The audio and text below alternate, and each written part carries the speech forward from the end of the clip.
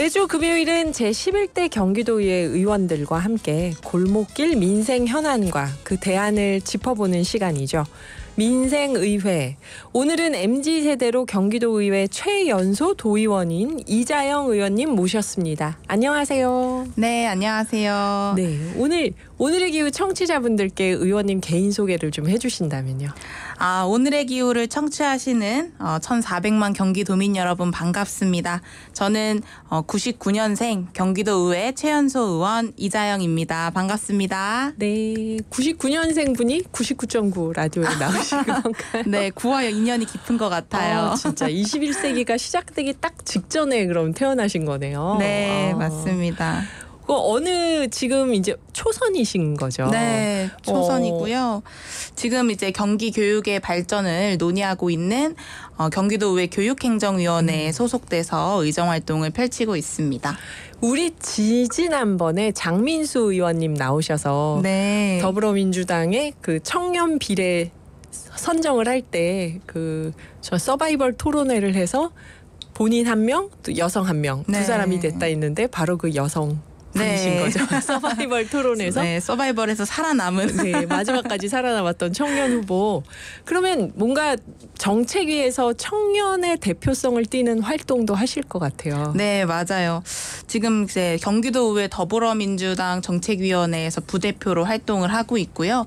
아무래도 또 청년을 대표해서 들어온 만큼 경기도 청년 정책에 대한 전반을 또 꼼꼼히 챙기고 있습니다. 네, 오늘 출연해 주셔서 감사드립니다. 네, 인기 만점 프로그램 이렇게 초대해 주셔서 네, 감사드립니다. 인기 만점 프로그램이라고 하시니까 참 얼굴이 뜨겁네요. 인기 만점인 척. 네. 오늘 비례대표지만 이자영 의원님 주로 생활하고 활동하는 지역 이름이 퀴즈의 정답이에요. 그래서 소개하실 때 어디 사시는지는 말씀하지 말아주세요 하고 부탁을 드렸었는데요. 오늘 퀴즈 정답 발표하겠습니다. 이곳은 한자 뜻을 풀이하면 넓은 지역이란 뜻입니다. 한강 유역과 동서를 관통하는 경안천 흐르고 있고요. 남한산성이 있고 또 우리나라 대표 특산물 축제인 퇴촌 토마토 축제가 있습니다. 그럼 이 지역에 퇴촌이라는 지역이 있겠죠. 인구는 약 40만 명이고요. 서울에서 이곳으로 이주하는 사람들이 자꾸 늘어나서 지금 자족 도시가 되고 있는데요. 이 도시는 어디일까요? 1번 광주, 2번 수원인데 여기 보니까 5275님 저도 퇴촌에 가보고 싶네요. 7507님은 광주하고 괄호 열고 한자를 써주셨어요. 너를 광자에 주자. 그다음에 3136님 새싹 문자로 제 고향이 광주 퇴촌면 우산리입니다. 그러셨고요. 3361님 오늘의 기후 김희숙님 더위에 수고하십니다. 편안한 주말 보내세요. 정답은 1번 하셨습니다. 의원님 정답은 몇 번인가요? 네, 정답은 바로 1번 광주입니다. 네, 광주 전원 그 밖에도 보내주신 분들 정말 많았는데 다들 광주라고 보내주셨습니다. 광주시에 대한 그 자랑을 조금 더 해주신다면 저희가 모르는 얘기가 뭐가 있을까요? 광주시는 이제 넓을 광에 고을 주자, 너른 고을이라는 뜻을 가진 도시인데요. 옛날에 조선시대 때는 한강 이남의 땅을 다 광주라고 불렀을 정도로 역사와 전통이 굉장히 깊은 도시예요. 네. 그래서 광주시는 이제 남한산성 같은 풍부한 문화유산 그리고 팔당호랑 천지남과 같은 천혜의 자연 환경을 갖춘 그런 아름다운 곳인데요. 사실 도농복합지역인 광주가 뭐 상수원 보호구역이라든지 개발 제한구역 등의 좀 많은 중첩 규제들이 있어서 마을 곳곳에 어떤 균형 발전이 이루어지기는 조금 어려운 부분도 있어요. 그래서 이런 중첩 규제도 극복하면서 어떻게 하면 지역의 산업단지를 조성을 해서 정주 여건이 좋은 곳으로 만들어갈 수 있을지 굉장히 또 고민을 많이 하고 있고요. 아까 말씀하신 것처럼 광주가 남한산성 또 곤지암 소머리 국밥, 퇴촌 토마토 축제 네. 이런 것처럼 다양한 명소하고 축제가 가득한 곳인데요. 특히 청취자분들께 소개시켜드리고 싶은 건 광주가 옛날에 조선 왕조 500년간 왕실용 도자기를 생산했던 고장인 걸 혹시 아시나요? 부천이 아니고 광주가 도자기로 유명한 건가요? 네, 광주는 왕실용 도자기가 또 유명한데요. 옛날 광주를 보면 가마터가 220개 정도가 있었어요. 그래서 조선 백자의 연구와 생산의 중심이 되었던 곳인데요. 임금님께 이제 진상하던 그런 우수한 도자기를 이제 전 세계에 널리 알리기 위해서 광주에서는 매년 조선 왕실 도자기 축제가 열리고 있습니다. 네네. 그래서 올해는 5월 3일부터 15일까지 약 13일 동안 곤지암 도자공원에서 다양한 행사가 진행됐는데요. 만약에 행사 전에 이렇게 오늘의 기후에 출연을 했다면 좀 미리 청취자분들께 다양한 프로그램을 소개시켜드릴 수 있었을 텐데 진짜 아쉬운 것 같아요. 그래서 의원님이 광주에서 뭔가 축제가 있고 청취자분들에게 자랑하고 싶은 게 있다 하면은 저희 작가님께 연락을 해주세요. 그럼 의원님이 라디오로 출연하실 수도 있고 아니면 글로 짧게 써주시면은 저희가 기후 톡파원입니다 하면서 소개를 하겠습니다. 네. 네, 자주 또 그렇게 소개하겠습니다. 네, 그렇구나. 그 광주 얘기를 듣다 보니까 저는 퇴촌 토마토 축제가 귀에 딱 꽂혔던 게 토마토를 좋아하는데 네. 퇴촌에 가면은 토마토가 한 종류인가요? 여러 종류인가요? 막 이탈리아에서 하듯이 토마토 던지면서 하는 그런 것도 있는 건가요? 토마토 종류는 굉장히 다양하고요. 특히 이제 짭짜리 토마토라고 해서 대저 토마토가 또 굉장히 맛있고 인기가 많아요. 네네. 그뿐만 아니라 알록달록한 이제 방울토마토들도 있고 다양한 품종들이 준비가 되어 있고요. 이탈리아처럼 말씀하신 것처럼 이제 토마토를 서로 이렇게 던지면서 또 문화를 또 즐기기도 하고 있습니다. 아하, 그거를 보러 가려면은 광주 태촌 네. 토마토 축제에 가면 되는구나. 알겠습니다. 그 지역에서 비례의원이시지만 지역에서 또 아무래도 지역 주민들 만나는 일도 있고 하실 텐데요. 골목길 민생 이야기라고 저희가 이름을 붙여봤어요. 그 지역에서 직접 주민들 만나시면서 광주만이 아니라 보고 듣고 느낀 어떤 현안이 있을까 궁금합니다. 네, 저는 사실 초중고등학교를 다 광주에서 나와서 광주에서 지금도 생활을 하고 있고 네. 그래서 광주 주민들도 많이 만나지만 또 경기도민들의 목소리도 많이 듣고 있어요. 그래서 아무래도 좀 고물가 이야기를 할 수밖에 없는데요. 물가가 많이 오르다 보니까 먹고 살기가 너무 힘들다. 각종 물가가 치솟는 와중에 오르지 않는 건 내 월급뿐이다. 정말. 네. 정말. 그렇게 말씀하시는 분들이 진짜 많아요. 네. 지금 사실 소비자 물가지수가 2년 사이에 6%가량 증가를 했거든요. 네. 특히 이제 체감하시겠지만 채소라든지 과일 같은 신선식품 가격이 많이 올라서 정말 사과 한 알에 10,000원, 김밥 한 줄에 5,000원씩 지금 하잖아요. 네, 네. 그래서 장 보러 가서 물건을 집었다가도 자연스럽게 가격 보고 이렇게 내려놓는 상황이거든요. 자연스럽게 외식도 좀 줄고요. 네. 이런 상황에서 요즘 청년층들 사이에서는 급여 가불복지를 선호하고 있어요. 급여 가불복지가 뭘까요? 급여 가불복지는 이제 고물가로 인해서 월급날까지 기다리기가 어려울 때 미리 급여를 신청해서 일부 앞당겨 받고 나머지 급여는 월급날에 받는 그런 시스템이에요. 가불을 하는 거네요. 네. 어떻게 보면 좀 조삼모사 아니냐라고 보실 수도 있고 또 장기적인 관점에서는 가불이 정답이다라고 말하기는 어렵습니다만 이렇게 고물가 고금리 상황에서는 사실 20, 30대 청년층은 소액 생계비까지 대출하는 경우가 많거든요. 그러니까 급여 가불복지를 하면 이자가 안 나가는 거죠. 그렇죠. 아, 이자가 없기 그렇구나. 때문에 청년들이 네. 더 많이 찾게 되고 또 이제 저신용 저소득 청년층들은 금융권 대출이 어렵잖아요. 네, 네. 그래서 또 대출을 하면 말씀하신 것처럼 소액이지만 이자가 붙기 때문에 그런 부분에 있어서 어려움을 사실 청년층들이 겪어서 청년층이 이제 급한 병원비라든지 생필품을 이제 구입하는 데 있어서는 그런 부담이 없는 급여 가불 서비스를 선호하고 있는 거죠. 이거는 좋은 시스템 같은데요. 사실 급하게 소액을 써야 되는데 빌릴 데가 없어서 이자가 높은 걸 사용하는 걸 어쨌든 좀 막아주는 거잖아요. 이런 서비스가 또 있군요. 청년들을 위해서. 그렇게 지금 6%까지 소비자 가격이 올랐는데 뭐 월급 말고 다 올랐다고 하지만 정말 또 오른 게 이자율. 대출했을 때 고금리입니다. 이자율. 네, 고금리. 이 고물가, 고금리, 고환율에서 어떤 민생 정책을 지금 연구하고 계신지 또 궁금합니다. 궁극적으로는 이제 물가 안정화가 가장 필요하다고 보는데요. 네네. 사실 이제 저소득층일수록 식품비가 총 소비 지출에 있어서 차지하는 비중이 높기 때문에 농식품 물가가 상승하는 게 더 상대적으로 많이 크게 체감이 하는 되는. 거거든요. 네. 그래서 이제 최근 정부에서는 농축산물 할당 관세 카드를 이제 꺼내 들었는데 가격 강세가 지속되는 뭐 배추라든지 당근, 무, 김 이런 7종에 대해서 할당 관세를 부과하겠다 이런 계획을 밝혔어요. 물론 이제 관세 부과를 통해서 얻는 효과도 있겠지만 개인적으로는 품목별로 이렇게 관리하는 게 쉽지 않겠다라는 생각을 하거든요.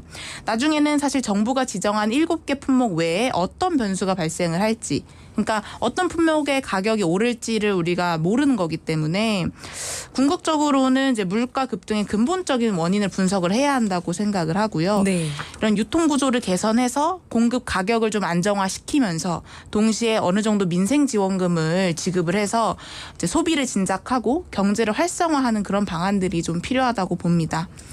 또 이제 한편으로는 왜 이렇게 물가가 올랐나 살펴보면 이상기후 때문에 생산량이 감소한 게 또 문제 중에 하나거든요. 맞아요. 그래서 안정적으로 우리가 농수산물을 생산할 수 있도록 스마트팜을 활성화하는 정책도 병행하는 등의 어떤 중장기적인 정책이 필요할 거라고 봅니다.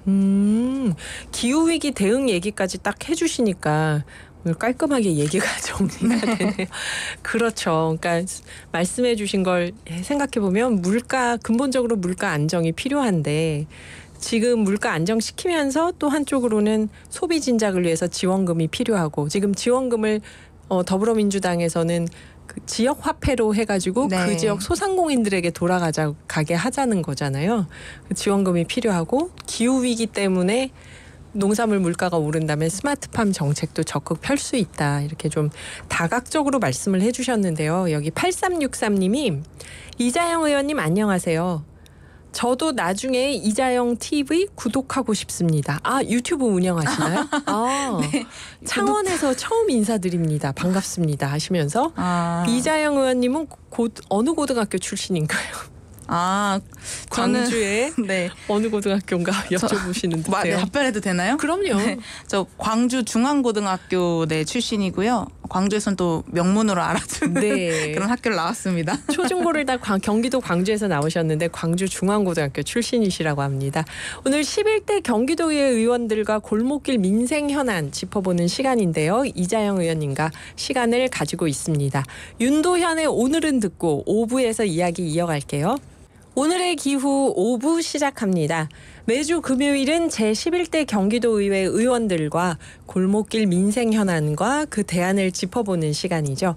민생의회 이자영 의원님과 함께하고 있는데요. 짧은 문자 50원, 긴 문자 100원의 정보 이용료가 있는 샵 0999로 이자영 의원님께 질문하고 싶은 얘기 있으면 문자 주시면 제가 바로바로 여쭤보겠습니다. 지금 저희 이런 얘기가 있었어요. 1부에서 장미에 관한 퀴즈를 냈거든요. 거기서 0999님이 장미는 어린 한자에서 첫 번째로 등장하는 꽃인데요. 곡성 세계 장미 축제 기간입니다. 지자체마다 축제가 있는데 지금 곡성에서는 세계 장미 축제를 하고 있다고 하고 그다음에 유튜브 실시간 댓글창에서 아까 4부에서 저희가 토마토 던지는 것도 하냐고 제가 여쭤봤잖아요. 그 밀라노의 서령님이 토마토 던지기는 스페인 발렌시아의 작은 마을 부뉴올의 축제예요. 이탈리아는 먹는 것을 던지지 않습니다. 그러셨어요. 제가 실수했는데 제가 솔직히 태촌 토마토 축제 얘기 여쭤보면서요. 올해는 토마토 값이 너무 비싸서 누가 던지면 가서 주워오고 싶습니다. 제가 못 던질 것 같아요. 너무 비싸서 토마토가. 근데 지금 태촌 토마토 축제를 언제 하나요? 저희 이제 이번에 광주시에서 태촌 토마토 축제를 6월 16일부터 18일까지로 계획하고 있어요. 이제 다가오네요. 그러면 네. 그래서 태촌에 있는 이제 공설운동장에서 진행을 하는데요. 이번에는 또 특별한 게 새콤달콤한 토마토를 이용해서 김치를 만드는 첫 전국 토마토 김치 경연 대회가 있거든요. 그래서 되게 이색적이기도 한데 이번에 총 상금 규모가 400만 원이라고 하더라고요. 그래서 일단 저도 참가 신청서를 좀 써야 되지 않을까. 저도 가볼까요? 저 토마토 김치 담을 줄 아는데 가볼까요? 놀러 오세요. 아, 그러게요. 그러면은 이게 총 상금 규모가 400만 원이니까 참가자들 뭐 1등, 2등, 3등 조금씩 나눠서 여러 명한테 주겠네요. 네, 맞아요. 네, 여러분 6월 16일부터 18일까지 광주시 퇴촌면 공설운동장에서 퇴촌 토마토 축제가 있다고 합니다. 혹시 뭐 던지거나 누가 버리거나 하는 토마토가 있으면 제가 가서 잘 주워 오겠습니다. 너무 비싸요, 토마토 지금. 이자영 의원님 아까 1999년생이라고 하셔서 제가 마음속으로 막 세봤거든요. 지금 딱 네. 20대 중반이신데 그러면 경기도 의회 2년 전에 당선되신 거잖아요. 네. 그러면은 20대 초반부터 정치 활동을 해서 당선이 되신 걸 텐데 정치에 입문하게 된 계기도 궁금하고 또 어떻게 되셨는지도 궁금하고 그래요. 우선은 이제 저는 고등학생 시절에 장애아동의 자립을 지원하는 봉사활동을 했었어요. 그러면서 이제 정치에 관심을 갖게 됐거든요. 떡잎부터 남다르셨네요. 고등학생 때 벌써 장애아동의 자립 지원 봉사활동을 하셨다고요. 네. 사실 당시에는 이제 보호 종료 아동이라는 개념이 없어가지고 장애 아동들이 19살 생일이 지나면 시설을 나가야 했어요. 저는 이제 모두가 좀 다 같이 잘 살 수 있는 사회를 좀 꿈꿨는데 좀 도와주고 싶어서 관공서에 전화를 걸어도 그냥 민원인 취급을 받으면서 이 제도권의 벽이 정말 높구나라는 걸 많이 느꼈고 어떻게 보면 행정이 외면한 그런 목소리를 정치는 반영해주지 않을까 싶어가지고 정치에 입문을 하게 되었습니다. 만약에 어떤 고등학생이 이자영 의원님에게 저도 정치하고 싶은데요. 어떻게 하면 좋을까요? 이런 걸 질문한다면 뭐라고 조언해 주시겠어요? 우선은 저는 다양한 경험을 좀 많이 해봤으면 좋겠다라는 조언이랑 정당에 가입을 해서 활동하는 거를 좀 이야기하고 싶어요. 어떤 정당이든 상관없이 나와 어떤 뜻과 비전이 맞는 정당에 들어가서 실질적으로 어떻게 목소리를 모아서 전달하는지 그런 체계들을 또 배우고 갖춰 나가면 정말 큰 도움이 될 거라고 생각합니다. 이게 20년, 30년 전에는 이런 경우가 없었거든요. 그래서 말씀을 들을 때마다 참 새로운데 10년 전에도 많지는 않았고 정당에 가입해라. 그러면 이자영 의원님은 언제 정당에 가입을 한 거예요? 저는 이제 20살이 되자마자 생일이 지나자마자 가입을 했어요. 그때는 20세 이상이어야 할 수 있었나요? 네. 만 20세? 지금은 이제 뭐 한 17살 고등학생 때부터는 정당 가입이 가능한데 몇 년 전만 하더라도 그냥 20살이 딱 지나야지만 정당 가입을 할 수 있었거든요. 또 변했구나. 그게 그 사이에. 네. 그래서 그렇게 해서 이제 청년 비례대표로 활동을 시작을 하신 건데 뭔가 당에서 활동을 할 때는 어떤 활동을 하셨었나요? 청년위원회? 네. 사실 의원이 되기 전에는 이제 정당하고 시민사회 영역에서 이제 청년들과 연대해서 좀 제도권에 목소리 내는 역할들을 했었어요. 당에서는 이제 더불어민주당 경기도당에서 대학생위원장을 좀 역임을 하면서 당 내외 발음이 안 되네요 오늘따라 당 내외부에 있는 그런 대학생 청년들과 목소리를 모아서 전달하는 그런 역할들을 했었고요. 당 밖에서 시민사회 영역에서는 경기도하고 광주시 청년정책위원회에서 또 운영위원으로 활동하면서 행정과 또 소통하는 그런 역할들을 했었습니다. 그런 말씀을 듣다 보면 이게 막 엄청난 사생활이면 말씀 안 하셔도 되는데요. 영향을 준 분이 있었을까요? 그러니까 고등학생 때도 장애아동을 돕는 봉사활동을 하셨고 만 20세가 됐을 때 내가 이 제도권 안에서 제대로 활동을 해봐야겠어, 바꿔봐야겠어 하고 입당을 하셨던 거잖아요. 그런 과정에서 이자영 의원님이 영향을 받았거나 어떤 조언을 들은 분이 혹시 있었을까요? 사실 뭐 정치를 이제 꿈꾸게 됐을 때는 또 저한테 또 소중한 또 은사님이 한 분 계세요. 그래서 고등학교 은사님이 계시는데 많은 이제 친구들이 어떻게 보면 성적을 맞춰서 대학을 가고 이렇게 할 때 저한테 정말 네가 하고 싶은 게 있으면 그거를 도전을 해봐라. 또 잘할 수 있을 것이다라는 어떤 용기를 주셨던 선생님이 계셔서 그 선생님이 아무래도 제가 어떤 일을 할 때 확신을 가지고 할 수 있도록 좀 영향을 많이 주지 않으셨나 싶어요. 아, 이제 엊그저께 스승의 날이었는데, 그렇죠? 네. 아, 이 선생님들이 이렇게 곳곳에서 좋은 청년 정치인들이 나오는데도 중요한 역할을 하시는구나 하는 생각이 드네요. 청년 정치인으로 경기도 의회에 딱 입성을 하셨을 때 내가 요거는 꼭 해야겠다 하고 생각한 공약이 있었을 것 같아요. 아무래도 이제 청년 비례대표로 당선이 된 만큼 좀 다양한 청년들의 삶을 조명하는 역할을 내가 해야겠다라는 목표들이 있었어요. 그래서 저는 특히나 우리 주변에 좀 소외된 청년의 삶을 주목하고 어떻게 보면 수면 위로 끌어올리기 위한 노력들을 했거든요. 그래서 의회에 들어와서 가장 먼저 한 일이 경기도 가족돌봄 청소년과 청년을 지원하는 그런 조례를 만드는 거였는데요. 나름대로 좀 지난한 과정을 거쳐서 조례가 만들어졌는데 그 이후에는 지금은 약 1억 2천만 원 정도 규모의 예산을 투입을 해서 대상자를 발굴하는 그런 실태조사 단계에 있습니다. 네. 그리고 뭐 느린 학습자라고 표현을 해도 되죠, 지금. 네. 네. 느린 학습자 청년분들을 위한 것도 준비를 하고 계신다고요. 네.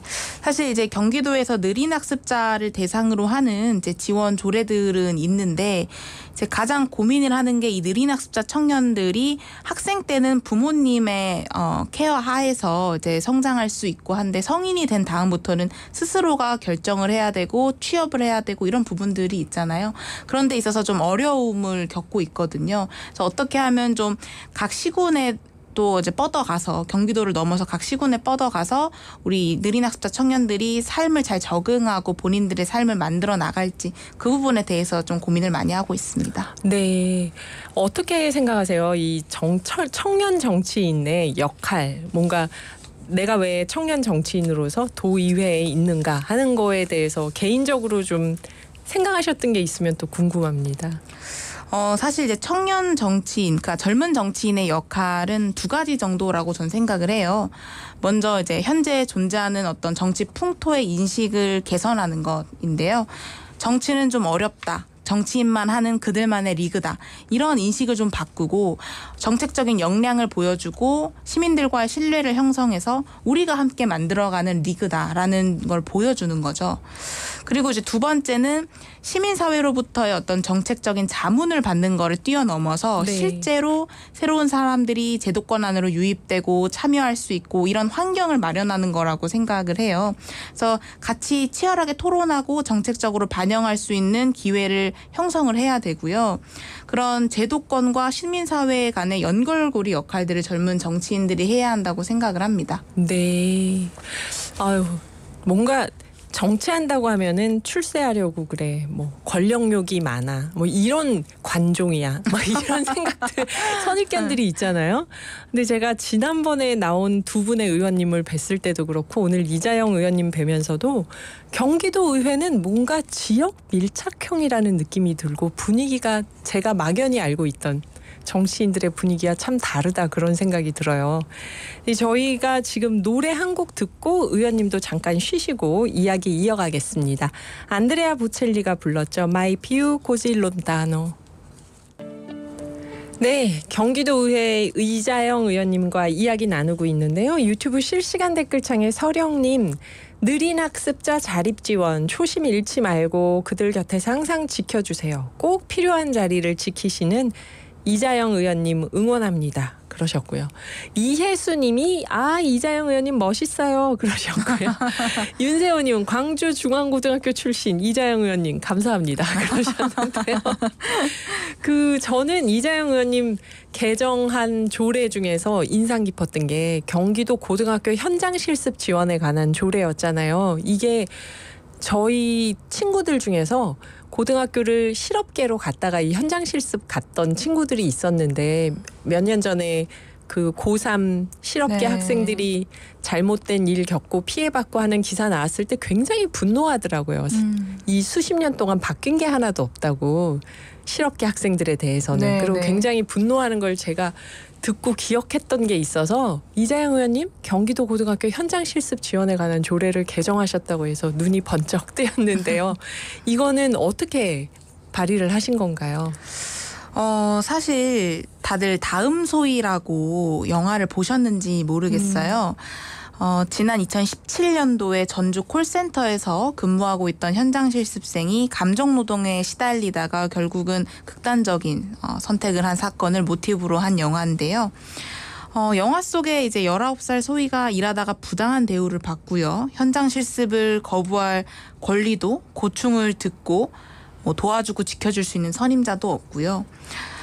그 와중에 선생님은 소희에게 그냥 버티라고 말할 뿐이거든요. 그걸 하고 와야 졸업이 되니까. 네. 그쵸? 지금 살펴보면 현장 실습 도중에 인명사고가 끊임없이 발생을 하고 있어요. 네. 지난 2017년도에는 제주도에서 현장 실습생이 기계를 정비하다가 컨테이너에 깔려서 숨진 사고가 있었고요. 2021년에는 여수에 있는 요트 업체에서 안전사고로 현장 실습생이 목숨을 잃었습니다. 네. 이렇게 좀 안타깝고 비극적인 사건 사고 뉴스를 우리가 계속 접하지만 사실상 우리 경기도에서는 이런 학생들을 지켜줄 수 있는 근거들이 어떻게 보면 좀 부족하다고 생각이 들었고 네. 사건을 좀 미연에 사전에 방지할 수 있도록 좀 대책을 마련해야 한다 이런 생각이 들어서 곧바로 조례 개정에 나서게 되었습니다. 네.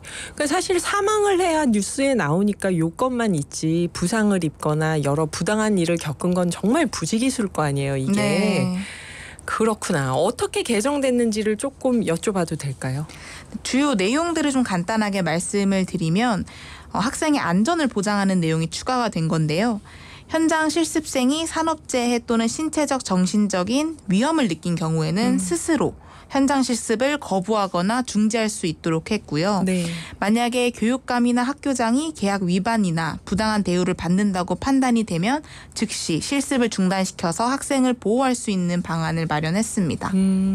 그거는 굉장히 큰 장치일 것 같아요. 무조건 하고 와야 졸업이 되니까 어쩌질 못하는 경우들이 있었을 텐데요. 이렇게 느린 학습자 얘기도 그렇고 현장 실습 얘기도 그렇고 역시 청년분이 계시니까 이런 게 눈에 띄지 않았을까 싶어요. 진짜 다양한 계층과 성별과 세대가 의회를 왜 같이 구성해야 되는지를 말씀드리면서 실감을 합니다. 근데 저희 출연하는 모든 의원님들께 이 질문 꼭 드리거든요. 기후변화, 기후위기. 네. 이게 북극곰이나 지구 환경 문제만이 아니라 우리 건강과 우리 미래에 대한 도전이다 생각을 하는데요. 의원님께서는 어떻게 생각하시는지 또 어떤 활동하고 계신지 궁금합니다. 기후위기의 심각성은 다들 체감하고 계실 것 같아요. 이제 여름철에 갑자기 비가 이렇게 많이 내리거나 아니면 또 살인적인 폭염더위도 있고요. 그리고 이제 기온이 점차 올라가면서 뭐 망고라든지 바나나, 파파야 이런 열대 과일이 우리나라에서 재배가 되고 있잖아요. 그렇죠. 저 역시 이제 미래 세대를 함께 고민하고 살아가는 사람으로서 이런 기후 위기 문제에 관심이 많은데요. 그래서 작년에 경기도 의회에 있는 선배 동료 의원님들과 함께 쓰레기 환경 연구회라는 연구단체를 만들었어요. 쓰레기 환경 연구회가 있나요? 도의회? 네. 아, 네. 제가 회장입니다. 아, 그렇습니까? 네. 네. 이제 오는 2026년부터는 경기도가 수도권 매립지에 쓰레기 직매립을 할 수가 없어요. 이제 금지가 되는데요. 이제부터 발생하는 쓰레기를 각 지자체에서 태우든 땅에 묻든 자체적으로 이제 해결을 해야 하거든요. 네. 그런데 지금 시간이 1년 6개월밖에 남지 않았어요. 그래서 바로 이제 당면한 과제니까 우리가 빠르게 또 효율적으로 대책을 마련하자라는 취지로 연구 활동을 임했는데요. 일단 그 결과에 대해서 조금 말씀을 드리면 현재 경기도 안에는 23개의 시군에 26개소의 생활 폐기물 소각 시설이 있는데요. 중장기적으로는 사실 소각 시설을 확충을 해야 합니다. 그런데 이제 소각시설은 주민들에게 혐오시설로 이렇게 많이 분류가 되다 보니까 부지 선정부터 좀 난항이고 또 주민들을 설득하고 건립하는 데까지는 상당한 시간이 소요가 됩니다.